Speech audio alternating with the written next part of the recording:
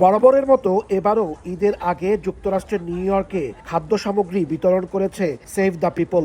জ্যামাইকায় অনুষ্ঠিত এই কর্মসূচিতে শত শত মানুষ অংশ নেন। তাদের প্রত্যেকের হাতে তুলে দেওয়া হয় 16টি নিত্য প্রয়োজনীয় জিনিস।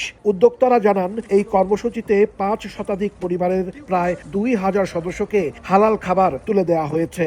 এখানে দল মত নির্বিশেষে এই কমিউনিটির যাদের নিড, আমরা তাদের প্রত্যেককেই এই খাবারগুলো তুলে দিব, যেন ঈদের আনন্দ শুধু আমরা মুসলিম কমিউনিটি যেন আমরা শুধু এনজয় না করি। ম্যাট কাউন্সিলের সহযোগিতায় খাদ্য সামগ্রী বিতরণের সময় কমিউনিটির ব্যবসায়ী, অ্যাক্টিভিস্ট, রাজনীতিক, ইমাম সহ বিশিষ্ট প্রবাসীরা উপস্থিত ছিলেন। স্বেচ্ছাসেবক হিসেবেও অংশ নেন অনেকে। আমি সেভ দ্য পিপলের সাথে কাজ করে খুবই আনন্দিত।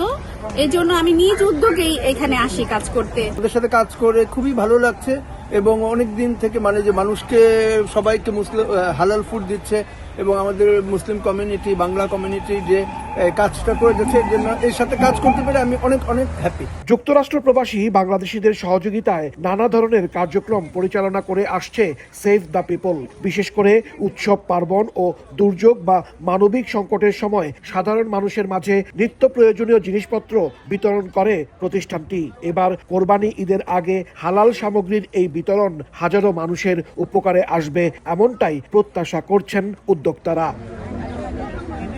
হাসানুজ্জামান সাকি, সময় সংবাদ, নিউ ইয়র্ক।